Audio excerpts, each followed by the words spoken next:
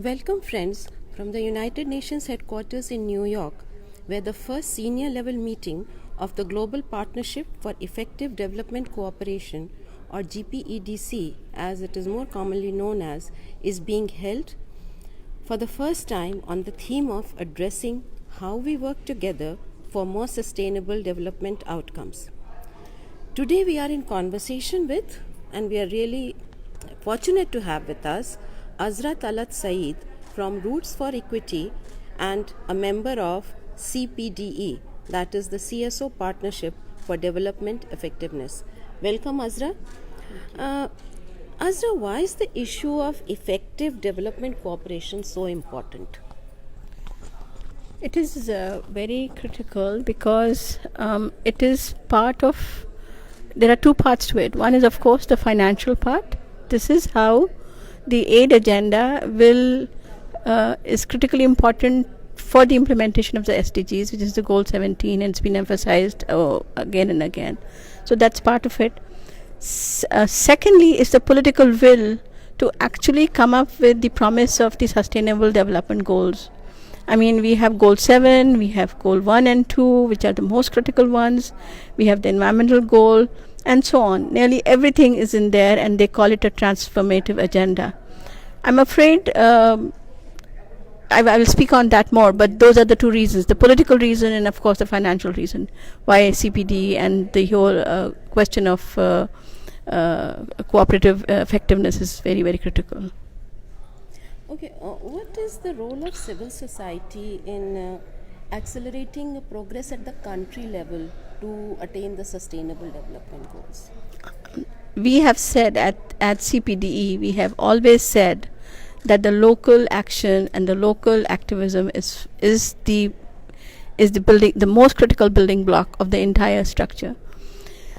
Why is it important? Because human rights are played out at the ground level, at the grassroots level, at the community levels. And if there is no real understanding of the base of the of CPD or of GPD also is human rights.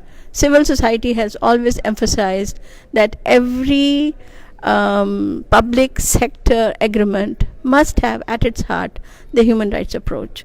And it's only the civil society actors who push this. It is the people's organizations, the women's organizations, the farmers' organizations who push for this agenda. There's nobody else. None at all. And so that's why if we are not there, if our voices are not there, if we are not aware of what is happening at the global level and we bring it down to our governments, it will not happen.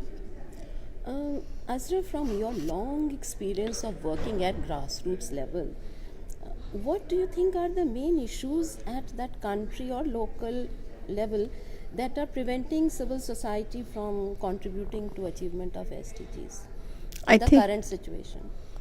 I think it is absolute disregard for people's voices. It's absolute disregard for human dignity.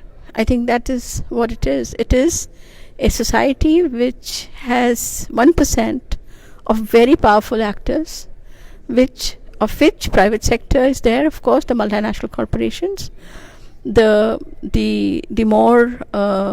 wealthier countries, the countries with a lot of access to weapons, and of course that is also reflected in the structure of our own countries, with the militarized states in which we live, with the anti-democratic positions of our governments, of our elites, of the land belonging to a very small minority of very powerful feudal lords, of patriarchy.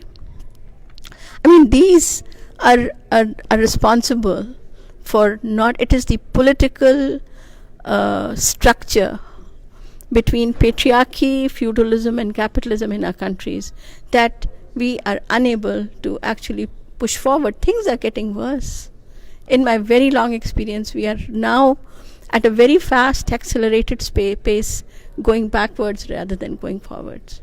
So these are difficult times for civil society organizations, I think not only in your country, many other countries as all well. Over. Yes.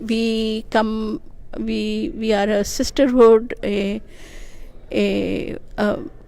constant get together of activists across the world, people who are struggling for attaining genuine democracy, for attaining land rights, for women's rights. And so we really meet with each other, talk to each other on Skype with this modern technology. Actually, knowing what is happening in India or Pakistan or Colombia is not very difficult anymore. And everywhere there is this story of bloodshed, of people who are fighting for the rights. The human rights defenders are having a very difficult time. There are so many missing people across the globe now. For even raising the mildest of voices, people get picked up and they're lost to us. We don't know where they go. So what is the way forward? Is the future that gloomy, and what sort of support do you think civil society organizations need and to continue with their work for sustainable development? I don't think it is gloomy. I think it is what it is. And if you look at historical facts, we humans have always been able to push forward.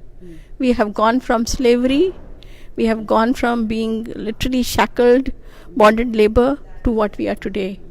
And so to me, the future is not gloomy. It is a matter of our willpower as people to stand up and fight. And I think with increasing aggression by many actors, the willpower of the people is also increasing. And we are figuring out different methods of how to come together and talk about what is pulling us down, which is throwing us into the pits.